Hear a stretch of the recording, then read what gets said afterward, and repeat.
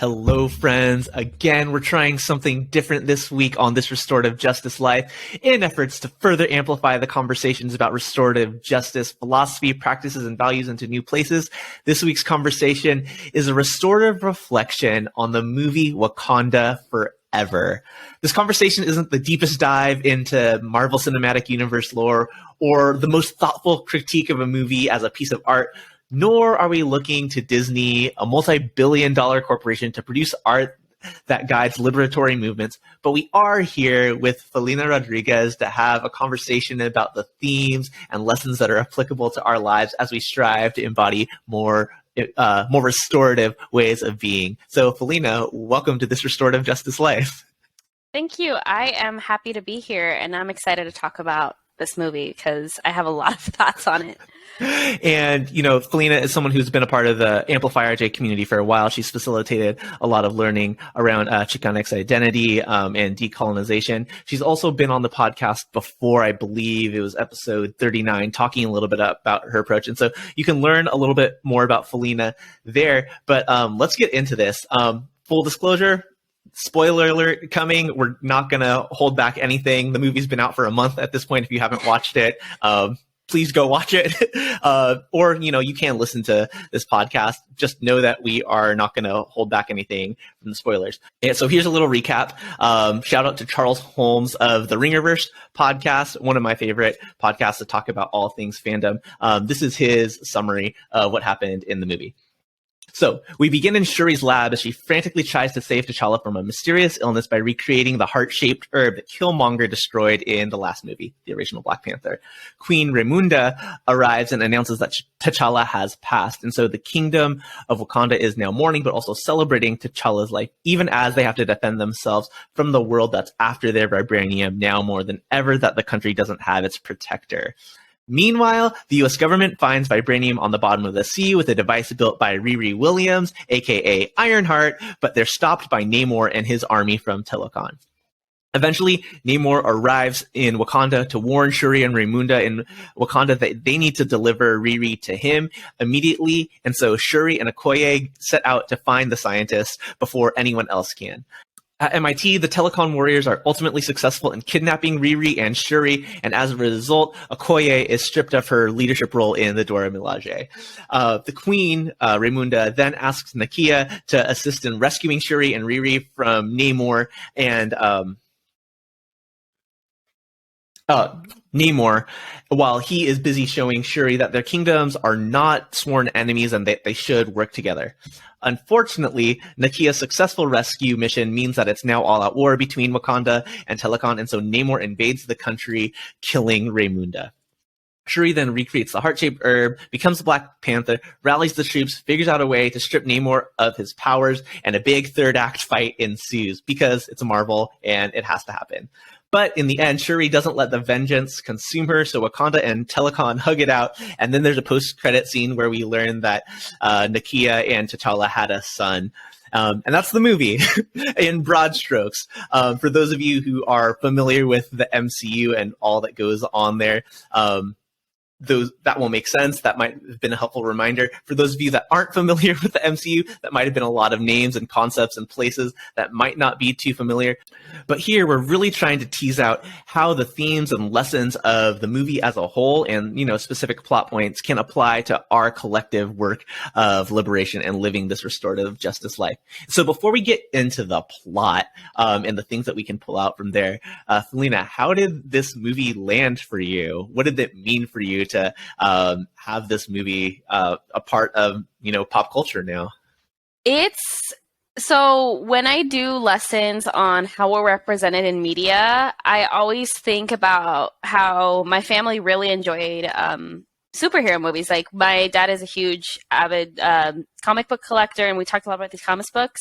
But when you're a kid and you want to dress up in a Halloween costume, most of the characters that you want to dress up as don't have tan skin and dark hair, which gave me a little bit of an identity crisis when I realized that the very few people I could dress up as was maybe Wonder Woman, Jasmine, and Pocahontas out of all of the characters of Disney. And when I saw this movie, I got very, very excited just because of the fact that they are including specifically Mayan and Mesoamerican images and representations, because that has never been done, as far as I've seen it, in a scale as large as this, especially in blockbuster movies. And also done with the fact that there's never been a film that has actually portrayed us accurately. I mean, there's many stereotypes of what is called the Indian savage, and that applies to the way Mesoamerican people are portrayed. Because the other adaptation of Mesoamerica that I was familiar with growing up was Mel Gibson Apocalipto, which is very, very problematic. So just to see Namor Tenochtitlan, an actor with my dark hair, my dark skin, just being in these movies, and also seeing the artwork that I have finally had the chance to see in person, all of that is incredibly like important to me, because I get to like kind of nerd out on the fact that I can talk about my history and explain it to people who are going to see the movie with me. Even my own family, who is familiar with Mayan culture and Mayan artwork, even then we got to explain a little bit more. And just to clarify, there are several indigenous peoples in Mexico, not just Maya and Nahua. As even now, there are over 30 languages, indigenous languages that are spoken in Mexico. So I'm excited, but I was also very cautious, because what many people in the film industry tend to do is they kind of blend Mayan and Nahua or Aztec mythology together, and it confuses a lot of people where they don't know which one is which. And there's several distinctions and linguistic differences between the two. So I was excited, but also a little apprehensive. Yeah, of course. And, at the beginning we said, like, we're not looking to the Walt Disney Corporation for like historical accuracy Yes. on representation of, right, the mythology and history of indigenous people here in the U.S., even Africa, right? Like, Wakanda is not a real country, just like Telocan is not a real place. Like, it is representative of Wakanda is like really representative of what Africa could have been without colonization, right? And having that movie come out in, I believe it was 2018, was like a really big moment for people across the African diaspora, myself included, to be like, oh wow, like this is really cool to be represented in this way, like royalty, as scientists, as leaders. And while there was like an amalgamation of lots of African cultures put into Wakanda, like not being like so specific to any certain place, right? It was really cool to see that kind of representation. Also not looking to that for like history, but like for Halloween costumes, for all that, like really cool to have representation. And like, this is not really a critique of Ryan Coogler and the creatives behind that, right? You're given constraints as a storyteller, working for a multi-billion-dollar company to produce a product that also fits within the constraints of like the story that the Marvel Cinematic Universe is trying to tell, and like you make the thing that you're trying to make. So kudos to him, the actors, all the production team for taking the time to do the research to create a world that is representative of something that hasn't historically been seen. Yeah, exactly. And that's kind of where we definitely felt a lot of pride in just seeing the symbols and images of who we are. Because even though my family, our linguistic family descends from Nahuatl culture, so that would be Mexico City, I was recently in the Yucatan, and I got to see Chichen Itza in person, and I got to learn from the people about the Mayan calendar specifically, and that's one of the things that I'm glad my family taught me Spanish, because I was able to speak with the community there and explain to them I'm a Mexican from the desert, and I'm excited to see the tropical side of Mexico. And so just being able to, the fact that Wakanda Forever came out right after I'd gotten back from Chichen Itza, like that was just so exciting. And my husband can say a lot of things about all the different historical tangents I went on when we went to go see the movie. Being a U.S. history teacher, that kind of goes with that's just kind of what happens.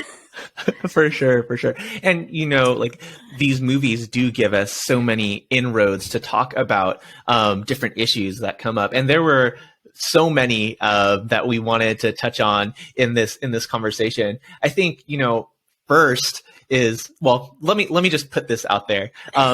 episode 32 of This Restorative Justice Life was actually a crossover from a podcast that I did with Tim from the podcast Pop Violence. And we talked about the original Black Panther movie. And, you know, one of my biggest beefs with that movie is at the end, Killmonger says, you know, bury me in this, instead of like being healed and taking care of, he said, like, bury me in the sea with my ancestors, because they knew like death is better than a life in bondage. And I was questioning, like, well, does Wakanda have prisons? And like, we know definitively in this movie, yes they do. And I'm curious, like, what was going on. The way that it was referenced is Daniel Kaluuya's character, whose name I'm forgetting in the moment, was one of the Wakandans who aligned with Killmonger before, and what we learn now, like, as a traitor, he's imprisoned. And I'm curious, like, what that looks like within, you know, the Afrofuturist utopia that we ask, or like that we project onto Wakanda, right? Like, where's the restoration there? Where's the healing, right? Exactly. Especially the fact that our carceral systems that we have now are products of colonialism. And the way, like, I believe it was at the National Conference of Restorative Justice that we attended, I ran into someone who was part of the Chicanx community and one of our community elders. And when I spoke to him, he said, what people call restorative justice is what we call tradition. So, like, when we talk about our traditions and even like the circles, like, I knew them as Tlatocans even before I was introduced to restorative justice as the theoretical concepts we talk about. It doesn't sit right, the idea of having these carceral systems in societies that never had them to begin with in the first place. Right. You know, many people on this podcast have brought up Afrocentric ways of doing repair of harm. When somebody harms your community, that person isn't shamed or scolded. They're told all the good things. They're brought into the town center. The whole community convenes, and they're told all the good things that they do to contribute to their community. They affirm them for who they are and invite them back into being in a right way. And so, you know, whether it is just the construction from Marvel Comics, whether it is the colonialism that's seeping through Ryan Coogler and the writers, like, hey, there are definitively prisons in Wakanda. Wakanda is a monarchy where there is like centralized power. I had a conversation. I've had many conversations about, you know, the inner workings of like day-to-day Wakandan life for the everyday people, but that we won't get into today. But like, there's prison there, and what does that look like? What is restoration for people who have, you know, betrayed the sovereignty of your country? Like, what is the way back? We know that, like, this is a country that is dedicated to protecting themselves kind of at all costs, and we see that manifest in many ways that we're gonna touch on in just a moment. But, you know, I'm always curious about like what those restorative ways of dealing with conflict on that scale could have been. Yeah, exactly. And even one of the things that I think of when they mention how Namor is seen as Kukulkan, there's two things to be aware of that I saw Wakanda Forever do, and they combined some Nahuatl with Mayan language, specifically Yucatec Mayan. And those are two completely distinct languages that have their own variations and different forms of speaking. So Kukulkan is the Mayan pronunciation of the figure known as Quetzalcoatl in Nahuatl, and it means, the way I was taught, it means feathered serpent, but it's not a position of royalty. It's actually been historically proven that when the Spanish arrived, we never understood them as royalty. We never saw them as the god that returned. That was a myth that was perpetuated by Cortés himself. And one of the stories that we like to share is when the Spanish arrived, because hygiene on a ship was not the best, and ancient Mesoamerica actually had very advanced sewage systems and running water systems, and actually practiced bathing regularly. It was a very clean city, but they had to burn incense when the Spanish arrived because they smelled so badly, and that was misinterpreted as treating them as royalty. And so just the concept of royalty, and even the way they mention Kukulkan, is also a misrepresentation and misunderstanding of the language and the metaphorical aspects of what the language is, because one word in Nahuatl or one word in Mayan has 5 or 6 different meanings depending on the context.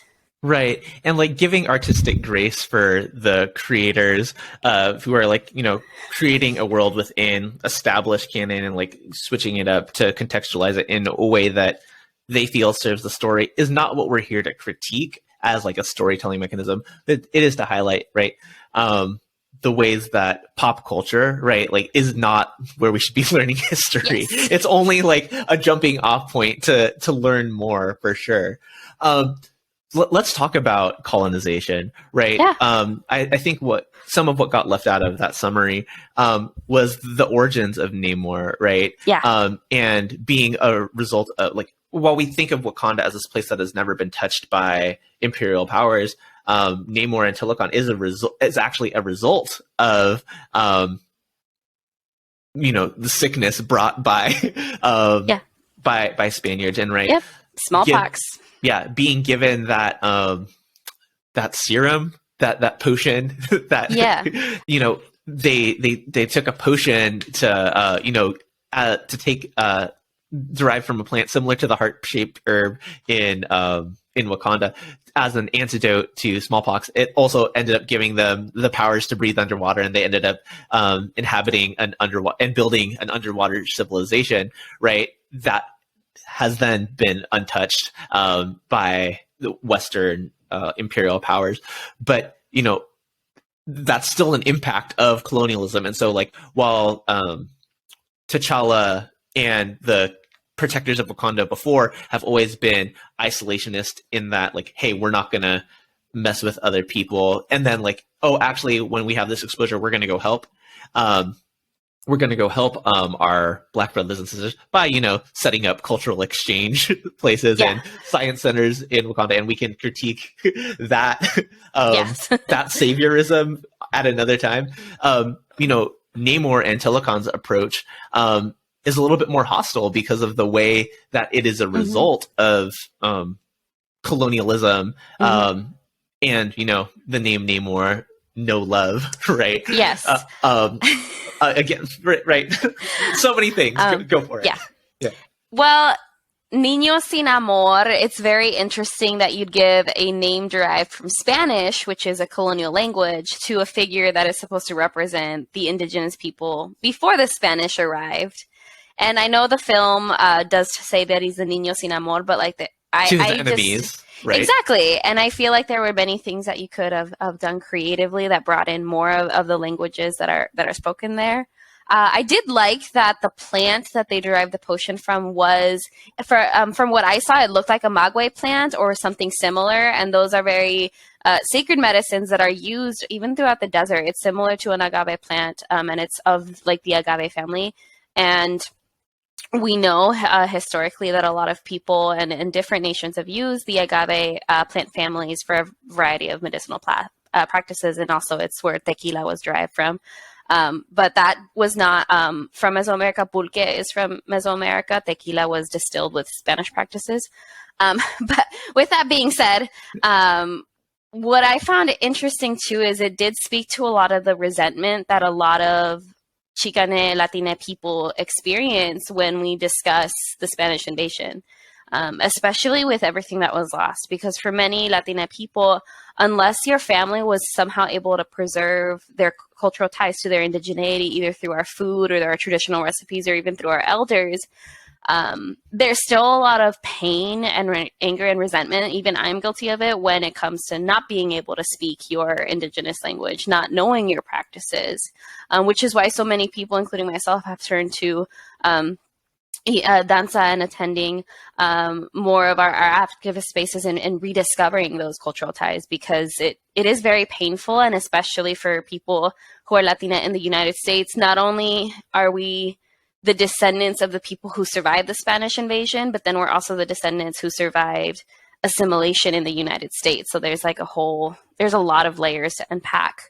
And as much as I hate to say it, there was something cathartic of seeing him take action against the Spanish plantation, which speaks to a lot of just the harmful acts that were witnessed, because not a lot of people know that the people of Mesoamerica were enslaved by the Spanish, and then because so many people were dying from smallpox and genocidal practices, Bartolome de las Casas was like, hey, the indigenous people are dying, but you know what? Black bodies are stronger. And that actually is what started increasing the transatlantic slave trade to Mesoamerica and the West Indies, which is very rarely talked about. But whenever people bring up Bartolome de las Casas, I'm like, you all know he was still a problematic figure, but we'll leave it at that.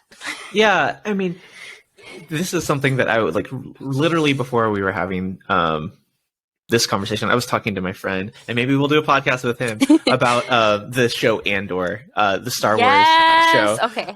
But I haven't finished it. Yeah, okay. But we were talking about like the things that people do in order to stop harm to their communities, right?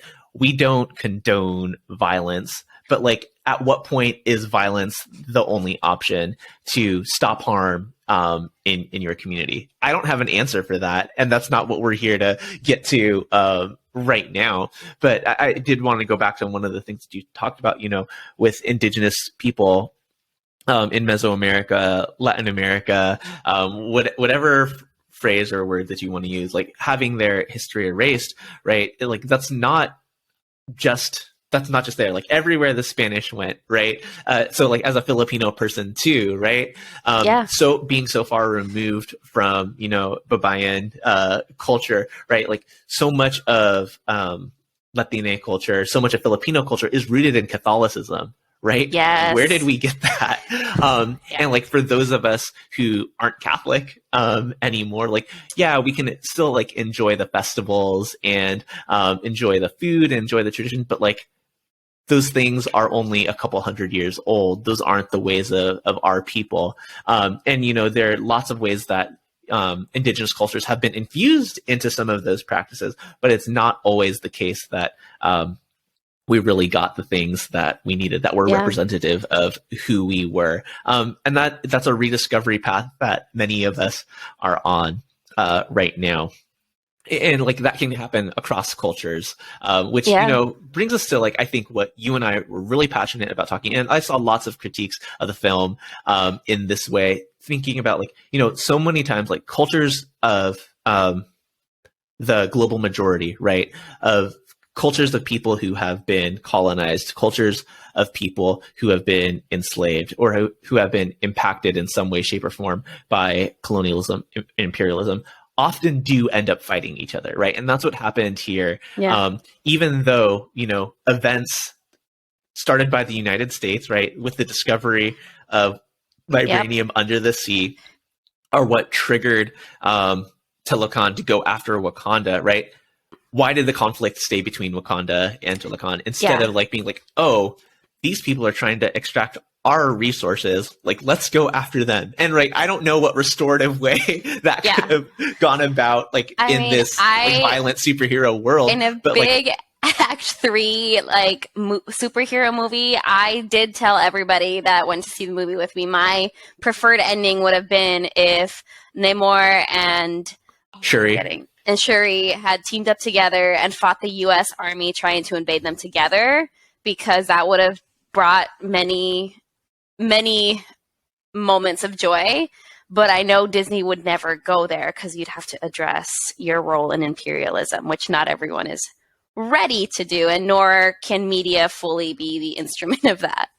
Right. I mean, some media can, right? But not, again, multi-billion-dollar corporation, Walt Disney. And, you know, we just have to reckon with that. And, you know, there are future stories that can be told.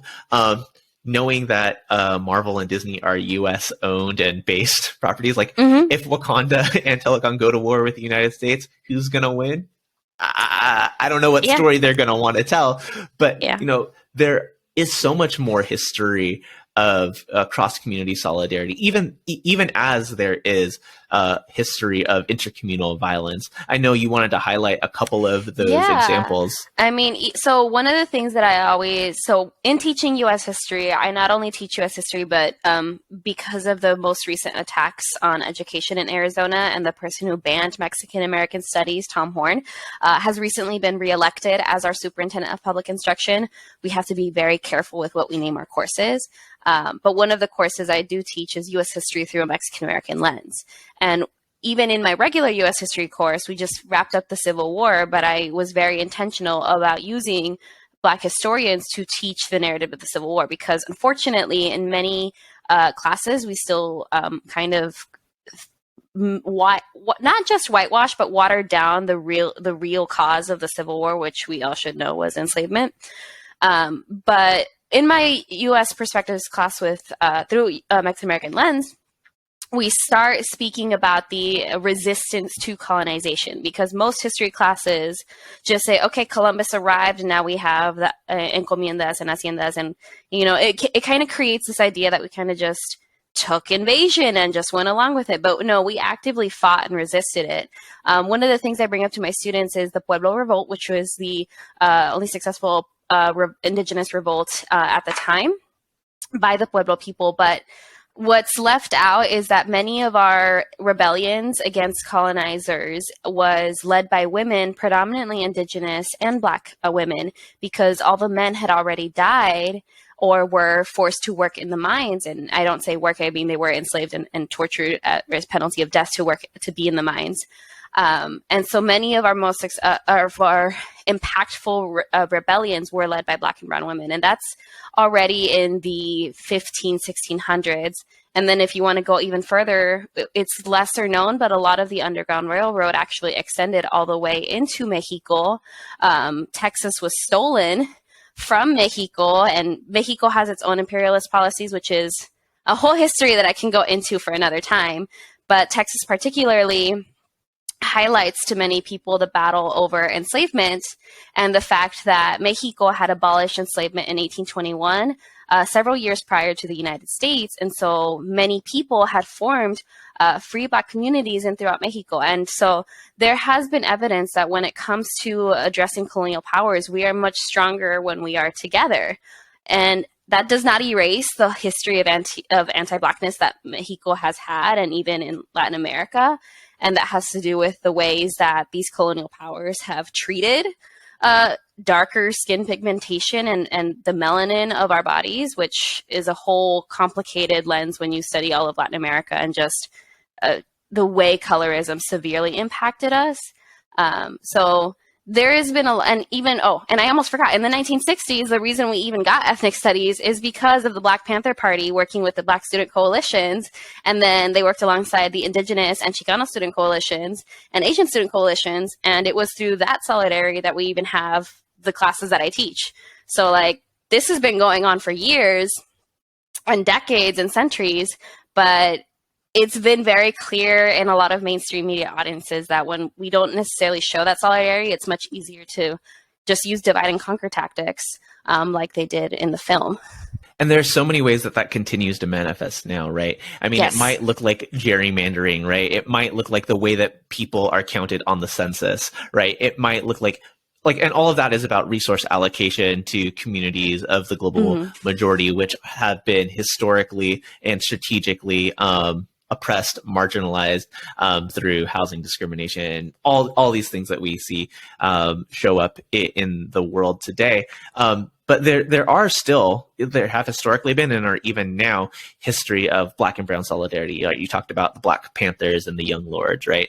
You think about things that are happening in neighborhoods that I've worked in, lived in, where there's intercommunal violence, especially when people are talking about gun violence in places like Chicago, right? So much of that violence is intercommunal, right? Like Black on Black, brown on brown. There is Black on brown crime, but there are so many more people who are advocating for peace and working against violence. And we've talked to many of them on these airwaves, right? Orlando Mayorga, Chile, on this podcast specifically. Who else? Derek Brown, who have been on these podcasts, people who have been doing restorative work, bringing people together who have been, for circumstances outside of their control, born into places that have been economically disadvantaged. And what do we do? Do we struggle against each other, fight for the scraps, or do we organize together, move? Thinking about people who have been on this podcast again, like Marlon Chamberlain, who have been organizing to get more resources into these communities. There's so much more that we can do together. And while I did not expect this of Disney, it is still disappointing that like that wasn't the storyline that came out of it. And I felt a little like misled just because there's that amazing United Nations scene where and the United States actually has a whole history of declassified CIA files where they have openly tried to invade other governments and coup other governments. Like this is no longer a tinfoil hat conspiracy. Like this is proven in historical records. The fact that like Wakanda was able to withstand the mercenaries and then openly brought them to a United Nations meeting, it just made me feel like really happy inside, just seeing how like there are people of the global majority, and there even if it's an imaginary country, there's a country that can withstand U.S. and European imperialism. And like that brought me some joy. And then the fact that they kind of switched it at the end and had Shuri and Namor fight each other, like kind of was like, come on, you kind of just teased us. Yeah, I mean, and like we have to acknowledge that some of that was like, damn, you killed my mom, right? Mm-hmm. Like we're at war. Yeah. And you know, what could restoration have been like between two parties where like, you know, Namor was just wrong for that, right? Like, like Namor, like I think there was this tweet and I don't remember who it was, like Namor's the antagonist, he's not the villain, like the United States, France, imperial powers are the villain. Yeah, but like he was also just like wrong for like going about it in the way that he did, right? Going after Riri Williams, like a black brilliant girl who was like doing a science project, and then her professor sold it to the US military to go find the thing. Like she's not to blame. Like why are you going after that person? And even just the characterization of Namor was interesting because when we talk about the intersection of race and gender in like just history, it was interesting to see the way brown men are often depicted in media. And if you've ever grown up seeing a telenovela as a child, like there is a very clear stereotype of what a macho man is supposed to be. And I feel like even though Wakanda Forever gave us a lot of representation, they still held on to elements of that stereotype because Namor was depicted as being angry and hungry for violence at the expense of Black women. And I thought that was a very strange, so my first introduction to Namor, which I should explain, was the 1960s Fantastic Four animated cartoon series, which I loved. And when you first see Namor in that cartoon, he is angry because New York is polluting his rivers and his oceans. And I'm like, you know what? I get it. I would invade New York too if you were polluting my home. And I'm going to steal your girl. Exactly. Because you're not paying enough attention to Susan. So that was the first time I saw Namor. And I wish they had taken advantage more of the fact that when we talk about just what recently has happened historically in Mexico and all of Latin America about our deforestation and the polluting of our homes and the fact that tourism has caused a lot of harm to our homes. You could have gone through that angle, but no, instead we kind of got like a very, I will call it weird approach to creating this character that I enjoyed from that 1960s cartoon. Yeah, definitely. And, you know, again, I've said it over and over, like, this is not about, like, hey, Ryan, like, a critique of the world that Ryan Coogler created in the story that's told. Like, it's just noticing patterns, noticing themes, and, like, identifying where those show up in your life. There's one more point that I want to touch on before we wrap up. You know, we talked about the CIA and like, all the malevolence that it's done. And we have an agent of the CIA, Everett Ross, a white man, the only white man who's, like, given a major role in this movie. And like he's actually an ally of Wakanda, and like goes to like great lengths, like betraying his country, betraying his job, like gets arrested for doing the things that he knows is right, to acknowledge the sovereignty of nations. And right, there is also, as much as in the current conversation, there is often a vilification of white men. There are always and have always been white people, not just men, who have stood up and done things that are right, whether we're talking about John Brown, whether we're talking about James Reeb, and myriads of others across history who have acted on behalf of, put their lives on the line, put their livelihoods, put their work, put their community and their relationships on the line for what they knew was right.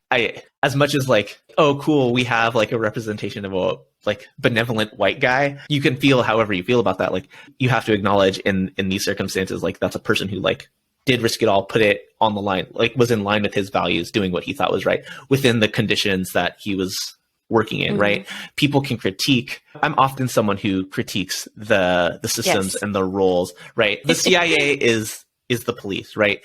Teachers who work for public schools are arms of the state, right? Even within those roles, you can make decisions for liberation in solidarity with people who have been marginalized, whether that is teaching history, whether that is standing up against racist, misogynist, anti-LGBTQ policy.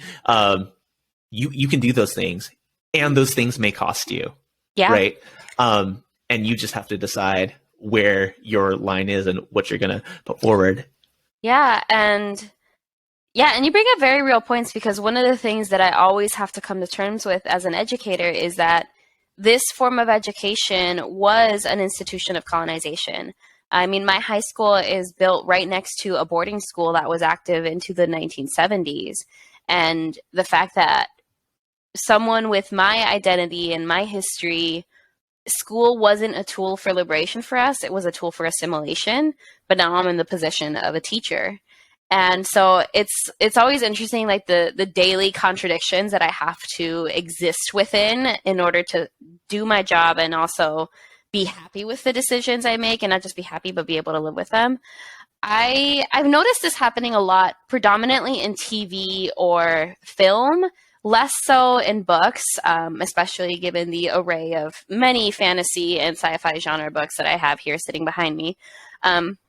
What I've noticed and what some actors have commented on is that when we teach stories, especially BIPOC stories or even stories of the global majority, there has to be at least one main white character in order for the story to appeal to white audiences, which is the common conversation. And I feel like that's untrue, because you could do an entire film without the CIA character helping Wakanda, because for me, I'm still salty because historically, like, they kind of just have murdered a lot of our civil rights heroes.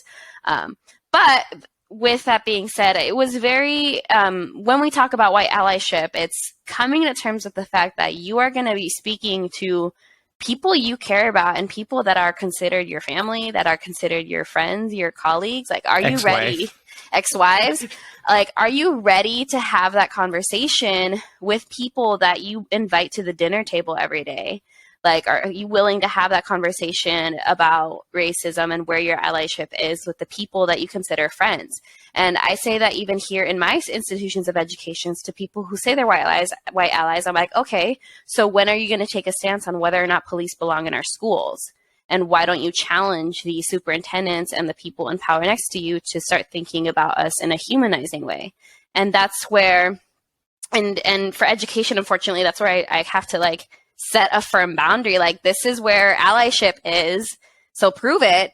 And with the CIA character, it does bring out about the point, like, when you are an ally, like, be aware we may or may not be breaking the law. Like, there are several things in our history that were legally allowed, like, for example, the Underground Railroad. It was illegal to be part of the Underground Railroad. You would be fined or imprisoned if it was discovered. Same with harboring people in Arizona. There are severe penalties, and right now we have a lot of Know Your Rights projects going on if you are protecting someone who is undocumented. And like, even in the Arpaio era, that was like a whole mess that we're still trying to heal and combat. Like, so just being aware of the very real consequences to what allyship truly means. And, are you in? Yeah, absolutely. There are so many lessons to take away. And like, I need to close this conversation with this. Like, we've gone however long we've gone without talking extensively about, the ways that Black communities deal with grief. And as much as this was a superhero movie, this was a movie honoring the life and legacy of not T'Challa the Black Panther, but Chadwick Boseman. And I know the process of making this movie was like a process full of grief for everybody involved from the first movie, right? And in the interviews and the conversations that have come out since with actors and everyone involved, right, it was just so clear to me that like relying on community to get through these difficult times is where we have to be, where it's at, right? When we're thinking about restorative justice and all the themes about stopping harm and how we deal with conflict, there's also these parts of restorative justice practices that are about like building and strengthening relationships. We're going to encounter issues. We're going to encounter conflict. We're going to encounter harm, challenges. And the way that we navigate those things is leaning on the people around us. We have Shuri and her mother like trying to tap into ancestral practices, and like she's somebody who is resistant to that and finds her own way through that, blending what is science and relying on ancestral practices. But like none of that happens without her community of M'Baku, Okoye, Nakia, like being there for her and talking through that, even, revisiting the way that I was going to bring in Killmonger.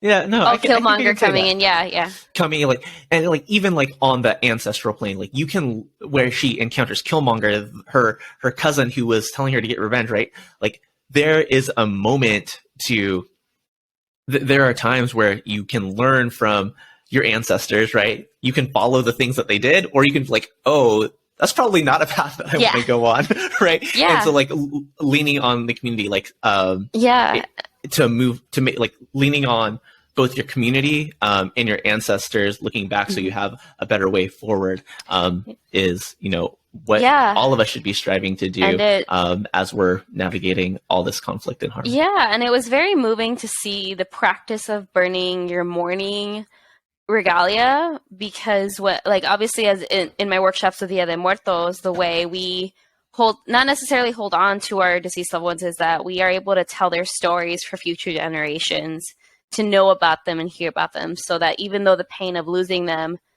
very much hurts, it's the courage of being able to talk about what they did and how and how they lived.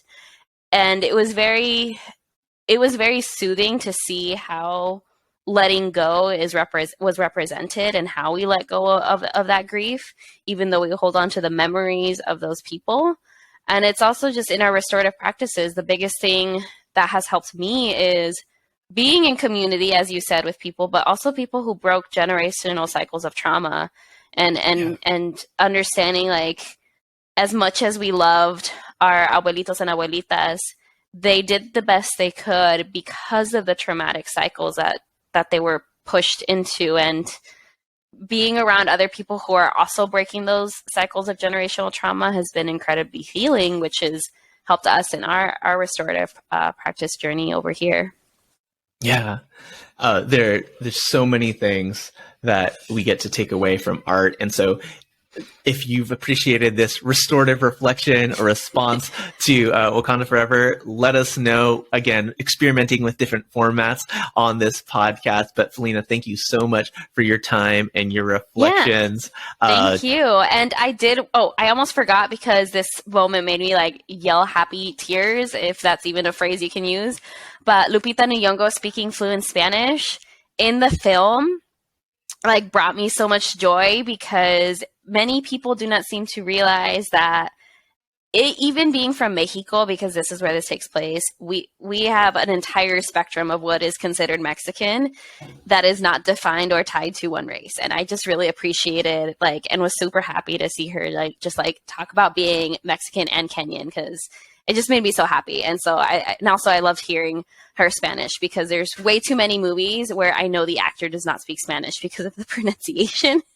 And it sometimes hurt me, even though I know Spanish is a colonial language, but just, when you are proud of a language that you speak, regardless of what that language is, it's nice to hear it authentically represented. Yeah. Shout out to Lupita. Shout out to all the actors, everyone who Yes. put their heart, soul, The sweat, and tears Huerta, challenging into Mexican cinema. into creating this this work that has led us to reflect and think and hopefully apply some of the lessons to our everyday. That's all we have for this week. Next week, we'll be back with one of our more traditional episodes of this Restorative Justice Life. We'll be taking a break until the new year, but until then, take care. Thank you for having me, Tlasokamati.